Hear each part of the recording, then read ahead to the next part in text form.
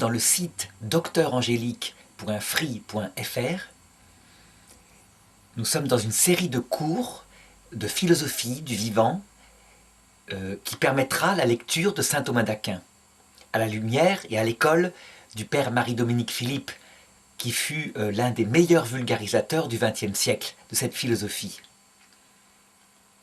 Et après avoir analysé la totalité de l'activité morale, donc de manière universelle, c'est-à-dire en regardant ce qui est valable à tous les temps et à tous les lieux, indépendamment des temps et des lieux, je dirais, ce qui est valable pour tout homme. On analyse les diverses facultés de l'homme, quel que soit l'homme et quel que soit le moment. Eh bien, il y a un deuxième regard que le père Marie-Dominique Philippe avait essayé de développer un petit peu, et en particulier dans cet ouvrage qui n'a pas été publié, mais dont j'ai la photocopie ici. Il s'agit donc d'un gros polycopier qui date des années 80, je dirais, tapé à la machine, avec une table des matières complète où on voit qu'il avait développé et tapé de ses propres mains, corrigé à la main, la philosophie du vivant. Eh bien, dans une deuxième partie, qui était située ici, on voit une table des matières où il aborde les choses de manière beaucoup plus concrète. Ça veut dire qu'il va étudier la manière concrète dont ces facultés vitales se réalisent dans une psychologie humaine. Eh bien, c'est cette partie-là que je voudrais aborder maintenant. Cependant, ça sera fait à travers une série d'émissions de radio, pour une radio catholique de Toulon. Et donc, en même temps que les émissions passeront en direct, eh bien, j'enregistrerai en vue de mettre ces leçons à disposition sur Internet. Elles seront axées sur l'étude des 4 degrés concrets dans lesquels s'exerce la psychologie humaine. Ils ne sont pas 3 parce que dans la vie de l'homme, il faut distinguer un degré particulier qui fait partie de la vie spirituelle, mais qui prend un exercice tout à fait spécial. C'est ce qu'on appelle la vie mystique. Donc en fait, Aristote distingue dans son analyse de l'activité morale, au niveau de la cause efficiente, donc d'où est-ce que ça fonctionne, des facultés vitales, 3 degrés de vie. Ceux qui sont communs avec les plantes, ceux qui sont communs avec les animaux, la vie sensible, et ce qui est propre à l'homme, la vie spirituelle. Eh bien, lorsque concrètement, pratiquement, cela s'exerce dans un être humain vivant, on ne peut pas les séparer de cette manière-là. Ils sont beaucoup plus unifiés. Cependant, il y a bien des opérations vitales qui sont d'ordre végétatif. Et il y a une nature humaine qui est liée à notre corps végétatif, donc il faudra l'étudier. Cependant, ce n'est pas là que se met la chose principale de ce qui fait la vie de l'homme. Ce qui est beaucoup plus important, parce que c'est conscient dans notre vie concrète, c'est notre vie sensible, le domaine de nos sensations, de nos passions. C'est d'ailleurs ce qui naît en premier chez un enfant. Et les adolescents vivent énormément dans leur vie sensible. Eh bien, cette vie sensible, elle aussi, elle a une nature. Elle est orientée vers un exercice particulier. Eh bien, il faudra l'étudier. Troisièmement, encore plus important, et ce qui finalise normalement notre vie sensible, c'est notre vie spirituelle. Et la vie spirituelle, elle trouve des exercices naturels, humains, par exemple dans l'amitié, dans le travail au service de sa famille. Mais ce n'est pas suffisant.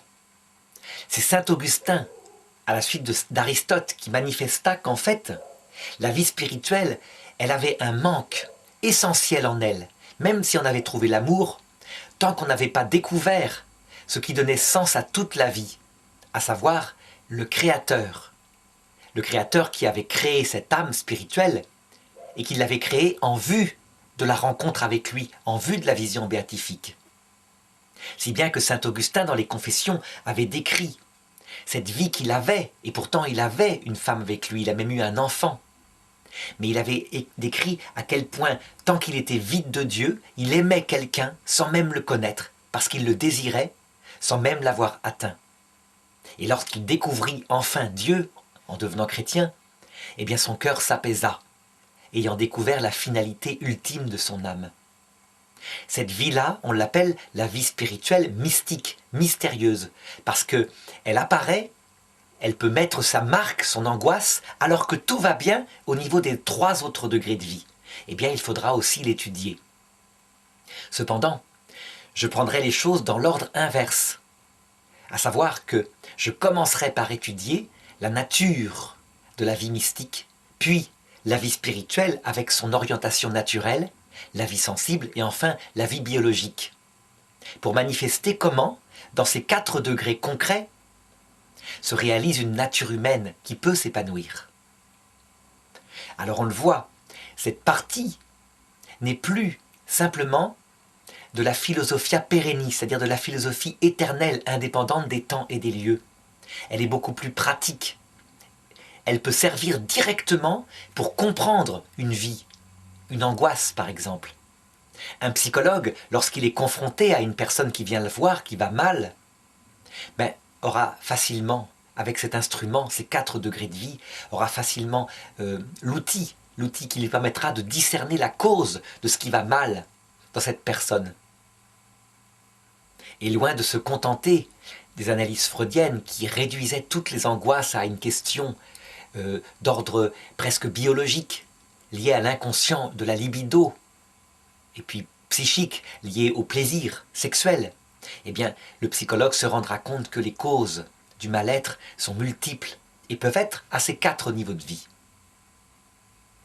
Alors je vais donc entamer, juste après, la première de ces leçons en abordant la méthode qui sera utilisée pour aborder cette psychologie.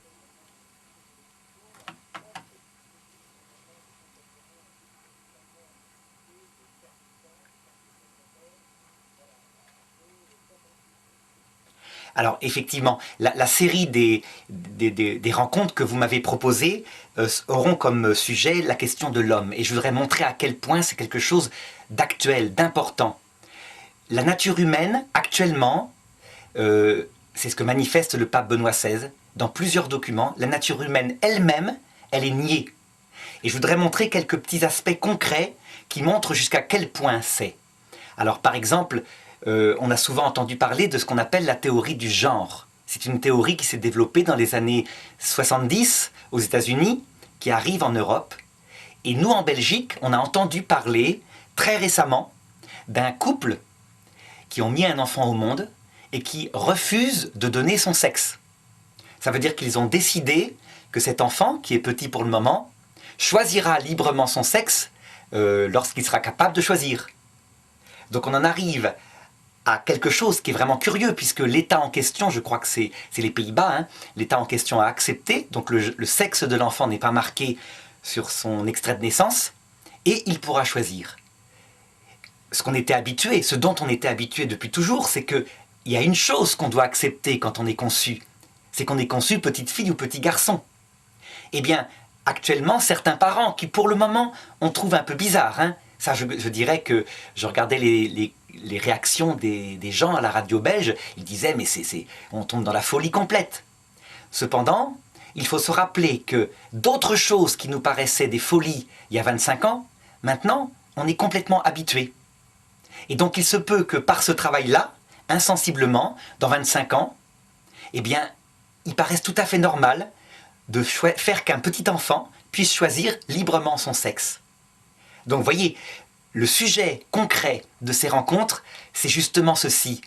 Est-ce qu'il y a une nature humaine, vraiment, qui serait imposée à nous, qu'on devrait plutôt apprendre à respecter, plutôt que de vouloir être absolument libre d'en faire ce qu'on veut, quand on veut, de la changer, d'y résister? Est-ce qu'on doit avoir, vis-à-vis de nos enfants, leur apprendre à avoir une attitude humble, d'acceptation du fait qu'ils sont un petit garçon, une petite fille? Et c'est pas seulement ce sujet-là, hein. Il y a bien d'autres sujets sur la nature humaine qu'on pourra développer. Par exemple, concernant l'éducation. Mais ça sera développé au fur et à mesure de tous ces plans, de tout ce qu'on fera comme rencontre. Voilà. Donc vous voyez à peu près le sujet? Alors ce que je voudrais peut-être préciser maintenant, c'est la méthode que j'utiliserai. Ça serait important peut-être que je la précise. Alors, le père Marie-Dominique Philippe, dont je parlais au début, a été, je peux dire, dans l'Église catholique, un renouveau pour les études de ceux qui voulaient enseigner, de ceux qui voulaient aussi se former à être prêtres, à être religieux, etc. Un renouveau de l'approche philosophique qui précède les études théologiques, en ce sens qu'il apprenait à ses étudiants que le seul maître, c'était le réel, pas une idéologie, pas un auteur quelconque. Alors c'est vrai qu'il y a des auteurs qui ont écrit, et si on cherche les auteurs philosophiques, on trouvera qu'ils ont écrit tout, et l'inverse de tout, sur tous les sujets.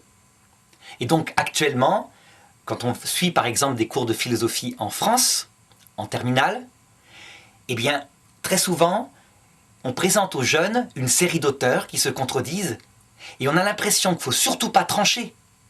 Parce que si on tranchait, on serait intolérant, on serait idéologue. C'est ce qu'on appelle le relativisme.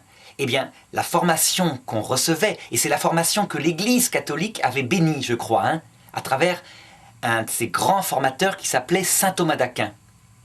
Elle consiste à dire que ce n'est pas n'importe quelle philosophie qui permet de comprendre la question posée, à savoir, là, est-ce que l'homme a une nature humaine qu'il doit respecter? Mais c'est l'observation toute simple des hommes. Alors, ça veut dire quoi?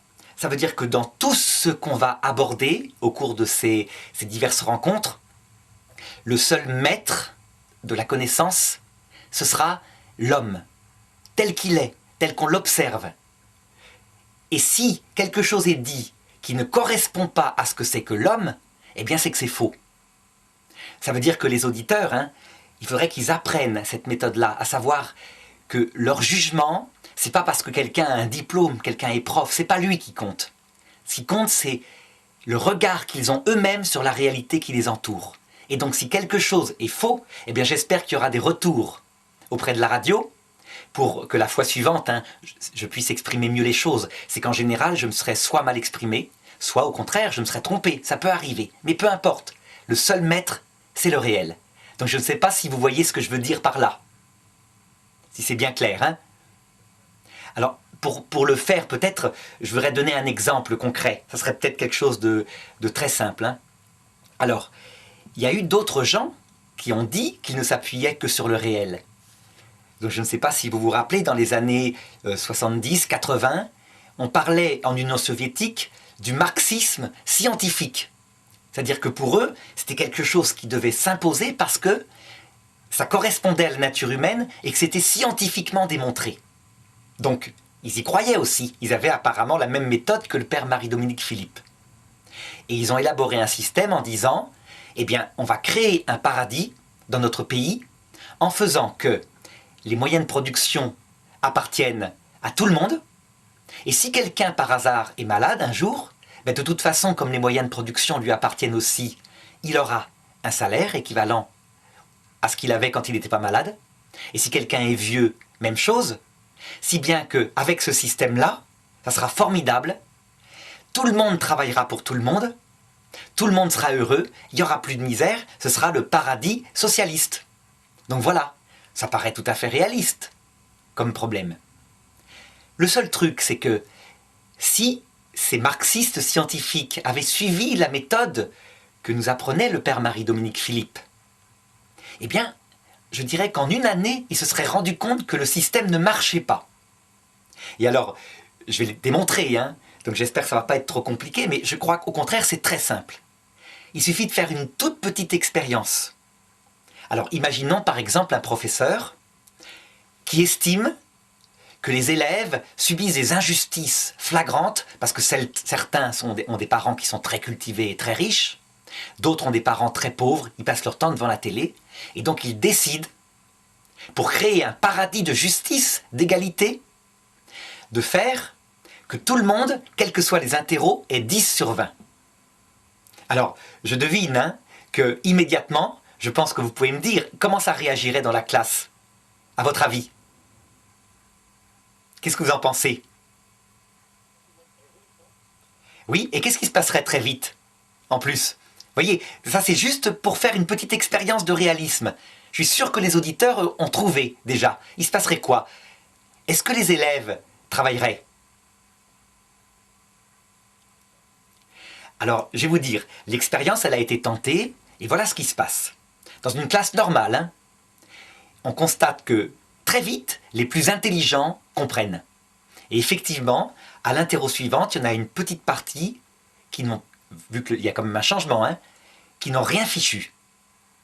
Et par contre, il y en a une quantité qui ont travaillé en se disant c'est pas possible, il ne va pas faire ce système-là, parce que les élèves, ils comprennent instantanément le problème. Et donc la petite partie qui n'a rien fichu se retrouve, lorsque l'interrogation est corrigée, avec 10 sur 20. Du coup, ceux qui ont travaillé, il y en a deux genres. Il y a ceux qui ont travaillé vraiment pour la note, et ils se disent mais c'est vrai, il met 10 sur 20 à tout le monde. Résultat, la fois suivante, on a 80% de la classe qui n'a plus travaillé. Mais il en reste 20% qui ont travaillé. Eh bien, en Union soviétique, c'était comme ça dans un premier temps. Ceux qui croyaient au système, ou ceux qui aimaient le peuple soviétique, continuaient à travailler et portaient le système. Et puis très vite, au bout de quelques années, 80% ne travaillaient plus. Et on raconte l'histoire suivante. Hein. Il y avait des syndicalistes français de la CGT qui étaient partis dans les années 40-50 pour visiter des usines en Union soviétique. Alors ils avaient été super bien reçus, c'était formidable, il y avait un accueil extraordinaire évidemment. Mais ils étaient restés une semaine et ils se demandaient à la fin, mais quand est-ce qu'ils travaillent au fait? Ils n'avaient pas travaillé une seule seconde. Ils s'étaient occupés de recevoir leurs hôtes et on ne travaillait pas, on faisait la fête et c'était formidable. Et donc, qu'est-ce qui se passe dans cette classe-là au bout d'un certain temps? Il se passe très simplement, et on le découvre en une interro, que 80% des gens ne fichent plus rien, mais même vont se mettre à faire le bazar. Et donc, en imaginant que moi, professeur, qui est ma science du réalisme, donc très très développée, je dise, j'ai raison. Ma théorie est parfaitement scientifique, c'est moi qui ai raison, et eux, ils ont tort. Mais qu'est-ce que je vais faire? Pour maintenir mon système, je vais créer des sanctions. Ça veut dire que les élèves qui ne fichent rien, alors bien sûr, ils gardent 10 sur 20, mais ils ont des retenues. Eh bien, c'est ce qui s'est passé en Union soviétique. Quand ils ont repéré au bout d'un certain temps qu'une grande quantité du peuple ne travaillait plus, eh bien, ils ont créé le goulag. Le goulag, c'est quoi? Au départ, c'est un camp de rééducation par le travail. Ceux qui sont antisociaux, qui sabotent un système qui marche, il marche forcément, c'est scientifique, c'est réaliste. Eh bien, on les rééduque. Et puis très vite, ça n'a pas marché. Ça veut dire qu'en fait, au goulag, on constatait que c'était pareil. Ils arrivaient à voler pour se nourrir un peu plus. Ils pensaient à leur survie. Ils pensaient à retourner à leur famille. Si bien que, en Union soviétique, tant qu'il y a eu la terreur, ça a marché. Et dans la classe que j'indique, tant que je maintiendrai une discipline de fer, j'obtiendrai par la terreur un petit peu de travail et le système sera un petit peu hors de l'eau. Mais à un moment donné, dès que je relâche la discipline, par exemple quand Staline est mort, dans les années 50, le système a commencé à perdre en puissance, il ne produisait plus. Il y avait quelque chose qui était contre nature. Le pape Pie XII, à l'époque, il avait écrit une encyclique en disant « Ce système est intrinsèquement pervers. » Et je vais essayer de montrer après comment est-ce qu'on peut le découvrir facilement. Mais avant d'aller le découvrir, je voudrais raconter une horreur qui s'est passée, parce qu'il ne faut pas oublier que là, l'idéologie que je prends comme exemple, elle a fait 100 millions de morts. C'est un livre qu'il a décrit, il s'appelle le livre noir du communisme. Et peut-être qu'on est au-dessous du chiffre. Ça veut dire que pour rééduquer les gens, à un moment donné, on s'est mis à tuer ceux qui sabotaient le système. Parce que le système était bon, on ne voulait pas céder. Et on s'estimait réaliste. Eh bien, il y a eu un homme, en particulier, un homme qui avait fait ses études en France. Il s'appelait Pol Pot, un Cambodgien. Il a décidé au Cambodge que lui, il y arriverait à le faire, ce système-là. Et donc, pour le faire, il a dit « Je ne vais pas faire comme en Union soviétique. » Ils n'y sont pas arrivés parce qu'ils ont respecté l'ancienne culture. Moi, pour le faire, je vais détruire la culture ancienne et je vais créer, avec des gens qui n'ont pas de culture, un monde socialiste, communiste plutôt. Et donc, quand il est arrivé au pouvoir, en 74-75, je crois, au Cambodge, au début, les gens étaient admirés. Il a réuni les gens, il les a fait partir à la campagne. Et là, tous les gens qui avaient des mains fines, donc qui avaient des professions intellectuelles, ont été éliminés. Sacs en plastique sur la tête, par des jeunes, par des gamins, ce qu'on appelait les Khmers rouges. Les petites danseuses, les rats de l'opéra de Phnom Penh, ont toutes été exécutées comme ça. Ça veut dire qu'ils ne cédaient pas. Alors qu'est-ce qui ne marche pas, en fait, dans le système communiste? Qu'est-ce qui explique que ce système-là ne marche pas? Ben, c'est très simple. C'est qu'en fait, ils avaient oublié que la nature humaine, elle existe.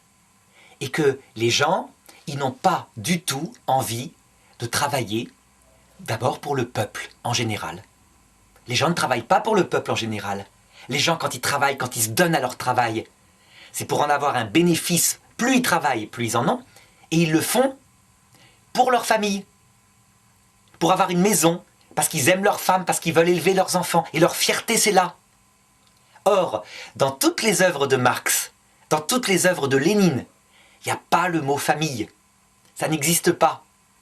Donc son système scientifique, il avait oublié la nature humaine, telle qu'elle fonctionne. Alors, pour mon école, si je reprends l'exemple, je ne sais pas si pour le moment, si vous avez une question, si ça va, si ça vous paraît clair.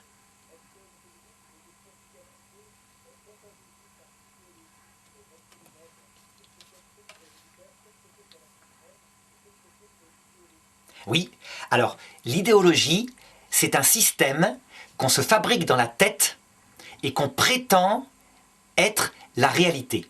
Et si jamais la réalité résiste, eh bien on coupe la tête de la réalité. Donc dans l'idéologie, c'est l'inverse de ce que j'appelle le réalisme, dont j'avais parlé un petit peu avant avec le père Marie-Dominique Philippe, c'est sa propre pensée qui domine les choses.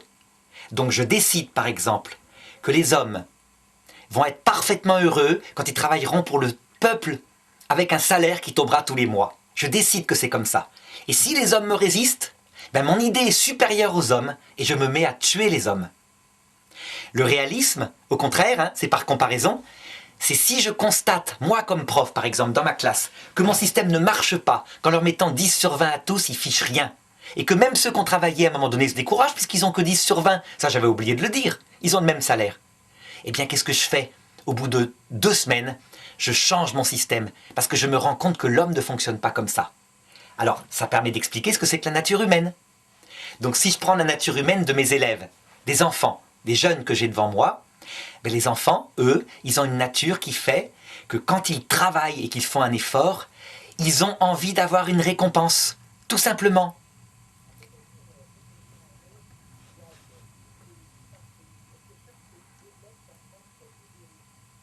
Non, pas toujours. Quelquefois, c'est plutôt des idéologies par période de temps. Alors là, ça va me permettre d'en donner quelques-unes qu'a connues l'Europe et ce qui permettra de comprendre ce qu'on vit maintenant. Ça, c'est une question qui est très intéressante. Regardez, si on regarde l'Europe occidentale depuis, disons, 1830, on a essayé de créer un monde en se passant de la question de Dieu. Ça a été la grande chose qui a été en commun de la part des élites politiques. 1830, la première idéologie qu'on se donne, elle va durer à peu près 50 ans. Chaque idéologie dure 50 ans, le temps qu'une génération en bave et que l'autre la rejette. La première qu'on s'est donnée, elle s'appelle le capitalisme pur, c'est l'idéologie qu'il y a eu avec Germinal de Zola. Ça veut dire qu'on disait, c'est très simple, les patrons, on ne leur met aucune loi sociale, ils font ce qu'ils veulent et tout le monde va s'enrichir. Et donc effectivement, les ouvriers venaient des campagnes pour travailler, mais comme il n'y avait aucune loi sociale pour protéger les ouvriers, ben les patrons, ils embauchaient les ouvriers qui acceptaient d'être payés le moins possible et de travailler éventuellement 12 heures par jour. Et s'ils avaient pu trouver des ouvriers qui travaillaient 24 heures par jour en payant pour travailler, ils les auraient embauchés. Donc cette idéologie, c'est la misère qu'on voit avec Germinal de Zola. Et c'est tellement injuste qu'évidemment, à un moment donné, on la rejette. Deuxième idéologie par réaction. Quand on voit une telle misère des ouvriers, ben on cherche une solution. Et qu'est-ce que fait Marx? Il dit « Les salauds, c'est des patrons. Tout vient des patrons. Il suffit que les biens de production appartiennent aux gens et il n'y aura plus de misère. » Il a inventé une idéologie. Pourquoi? Parce qu'en fait, il explique tout entier l'homme, encore, par un petit truc particulier qui est important pour l'homme. Oh, ils ont une part de vérité, les idéologies. C'est important le travail. Cependant, Marx, il a oublié que ce qui faisait le bonheur de l'homme aussi, c'était sa famille. C'était éventuellement le sens qu'il a à sa vie. Oh, il a dit le sens qu'on se donne à la vie. c'est quelque chose, c'est l'opium du peuple, ça c'est pour endormir le peuple, c'est pour le faire souffrir, et comme ça il assume. Et donc il a réduit la nature humaine à un peuple de fourmis, des fourmis qui travailleraient pour le bien de la communauté fourmi, et voilà, il a cru que ça serait le bonheur. Ça a donné 100 millions de morts. Je pourrais continuer. Donc il y a des idéologies à chaque génération. Je dirais que chaque génération européenne, parce que c'est plutôt l'Europe qui a vécu ça, qui a répandu ça dans le monde. Pas les États-Unis finalement, c'est l'Europe. Chaque génération avale son idéologie jusqu'à la lie, la dévore, en est dégoûtée, et la génération suivante, sonnée, la rejette violemment. Alors je peux en citer d'autres rapidement. Il y a eu l'idéologie du nationalisme. Ça c'est dans les années 1870-80, quand les gens ont commencé à se dire, les élites, il faut au peuple un idéal mystique quand même. Le travail ça va bien, mais visiblement il leur faut un idéal mystique. On a trouvé comme idéal mystique la patrie, la nation, quitte à sacrifier des générations entières dans les tranchées de Verdun, et on ne passait pas, mais il fallait quand même y aller, parce que ce qui comptait, c'était la patrie, avant tout, quitte à tuer tout le monde. Ensuite, l'idéologie suivante, ça a été la vengeance par rapport à une patrie humiliée, donc c'est le nazisme, qui a d'abord voulu la vengeance, et qui a exalté la race germanique. Et ça a été tellement fort, ces 2 guerres mondiales, que, à un moment donné, la génération suivante, en mai 68, tout ce qu'avaient vécu leurs parents, ils l'ont rejeté violemment en prenant les valeurs exactement inverses. Donc pour comprendre mai 68, c'est pas compliqué. Il suffit de regarder l'idéologie de la guerre 14 et de prendre l'inverse. Par exemple, en 14, on exalte la patrie, mai 68, qui dit patrie est fasciste. En 14.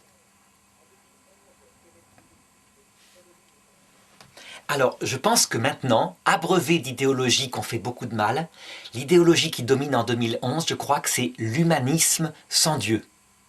Ça veut dire par là que l'idéologie de mai 68 qui mettait tout centré sur le plaisir et la liberté jusqu'à l'absurde, eh bien, elle a un peu vécu son temps. Et quand on regarde les gens actuellement qui parlent, ils se disent qu'il y a peut-être quand même des abus. Mais il y a une chose qui remplace partout en Occident, c'est l'humanisme, c'est-à-dire on recherche le bien de l'homme de manière modérée, en respectant la liberté d'autrui quand même, en se mettant des lois. Donc interdit d'interdire, ça, on dit que c'est trop. Rejeter complètement les patries comme étant fascistes, on se dit que c'est peut-être trop. On peut aimer sa patrie, mais il ne faut pas l'aimer au point de tuer les autres. Voilà, donc on retrouve dans un juste milieu à ce niveau-là. Mais l'idéologie, c'est l'homme heureux sur Terre, et surtout, jamais se poser la question de savoir s'il y aurait un sens de la vie, s'il y a une vie par exemple après la mort, et du coup regarder les conséquences. On en voit. Quelle est la plus grande chose qu'actuellement les médias disent que leur génération, c'est des gens d'à peu près 50-60 ans, ont fait? La plus grande des trouvailles du 20e, 21e siècle. Eh bien c'est l'avortement. C'est-à-dire la capacité à choisir quand on le veut d'avoir un enfant et à l'éliminer s'il ne vient pas au bon moment. Mais c'est modéré, disent-ils, parce que, évidemment, on ne tue pas un enfant qui vient de naître. Le problème, c'est que vous remarquerez que jamais on ne peut poser la question de savoir si par hasard, peut-être, l'embryon de 12 semaines, eh bien c'est pas un petit être humain qui aurait une âme que peut-être, d'ici 30-40 ans, quand on va mourir, on pourrait peut-être retrouver de l'autre côté avec une grosse surprise. Non, c'est évacuer des questions. Et toute personne qui poserait la question serait bannie des médias. Alors, d'ailleurs, pour reconnaître l'idéologie du temps, c'est pas compliqué. Il suffit de savoir quelle est la personne qui est la plus bannie des médias. Par exemple, en 1940, la personne la plus bannie des médias, c'est celle qui dit que le nazisme est une horreur. C'est pas compliqué. À cette époque-là, on dit que le nazisme est une horreur, on finit mort. Actuellement, on peut dire dans les médias que le nazisme est une horreur, il n'y a aucun problème.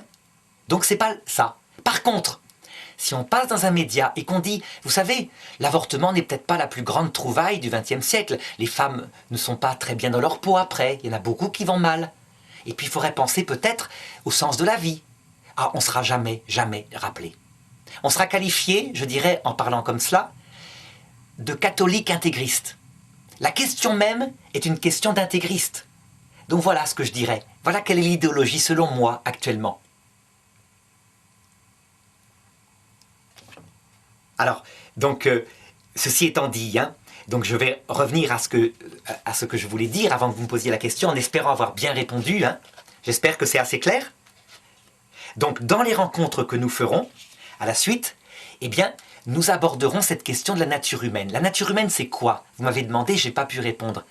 C'est de savoir si, en nous, il y aurait quelque chose qui n'est pas libre, quelque chose qui nous est imposé. On est peut-être des personnes qui ne sommes pas entièrement capables de décider ce que nous sommes. Il y a peut-être une orientation naturelle de notre être. Je vais donner un exemple. Le tigre, c'est un animal qui par nature est solitaire. C'est comme ça, il a une nature de tigre. L'homme, je crois que par nature, il est plutôt fait pour vivre en communauté. Et pourtant, quand je dis ça, je n'ai pas dit que tous les hommes étaient faits pour vivre en communauté, parce que je découvre dans la nature humaine qu'au-delà de cet instinct de notre corps qui aime bien vivre en communauté, on a aussi effectivement notre liberté que le tigre n'a pas. Je veux dire par là qu'on ne verra jamais un tigre, avec sa nature de tigre, décider qu'il va vivre comme un lion, c'est-à-dire en groupe. Il ne le fait jamais, jamais, parce qu'il est déterminé. L'homme, il a une certaine liberté. Ceci dit, le fait qu'on a une certaine liberté, est-ce que ça empêche qu'on a une nature humaine qui serait dans notre sensibilité et éventuellement dans notre corps physique? Est-ce qu'on peut faire n'importe quoi avec notre corps physique? Donc voilà ce que j'appelle la nature humaine. Donc des orientations naturelles de notre être qui fait que si on les bafoue, par exemple, comme je reprends l'exemple du début, si un petit enfant ne sait pas s'il est un garçon ou une fille, qu'il n'a pas le droit de le savoir, qu'il n'a pas le droit de le dire à ses camarades, est-ce qu'on n'est pas en train, là, au nom d'une espèce de liberté que des adultes peut-être auront, effectivement, de nier le fait qu'ils ont un corps sexué, de plaquer sur un enfant quelque chose qui va complètement le traumatiser. Et j'espère, heureusement, comme les enfants sont très vivants, faire qu'il va faire à un moment donné un rejet absolu de ces trucs-là, ces idées d'adultes complètement bizarres. Voilà les questions que je voudrais poser.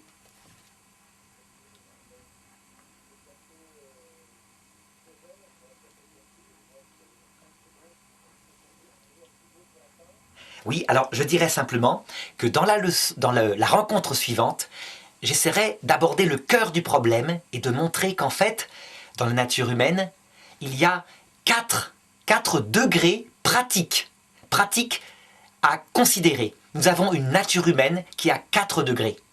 Alors je les donne rapidement maintenant, juste pour donner envie à nos auditeurs d'écouter peut-être la prochaine fois. Le premier degré est le plus profond et celui qui actuellement, justement, les psychologues ne le voient jamais. C'est ce que j'appellerais un degré de vie mystique, en ce sens que les angoisses du monde actuel viennent probablement en grande partie du fait que les gens ne savent plus ce qu'ils font sur Terre. À quoi ça sert tout ça, y compris après la mort? Le deuxième degré, c'est la vie spirituelle. Le fait qu'on est fait pour vivre en famille, avoir des amis, leur être fidèle. Le troisième degré, c'est notre vie sensible. Le fait qu'on a une sensibilité comme des animaux, avec une nature orientée, particulière. Nous sommes une sensibilité de primates, sans doute. Nous sommes proches d'eux. Et enfin, la 4e degré, c'est notre vie biologique, avec nos instincts profonds, instincts de nutrition, instincts de reproduction, profondément inscrits dans notre nature. Il faudra les étudier. Le 4e degré, c'est celui qu'étudie Freud, le fameux psychanalyste. Et le 1er degré, qu'il avait complètement oublié, c'est un certain psychologue appelé Carl Gustav Jung, qu'il a le plus étudié. Mais les 4 degrés en question, c'est saint Thomas d'Aquin qui les avait découverts. Voilà,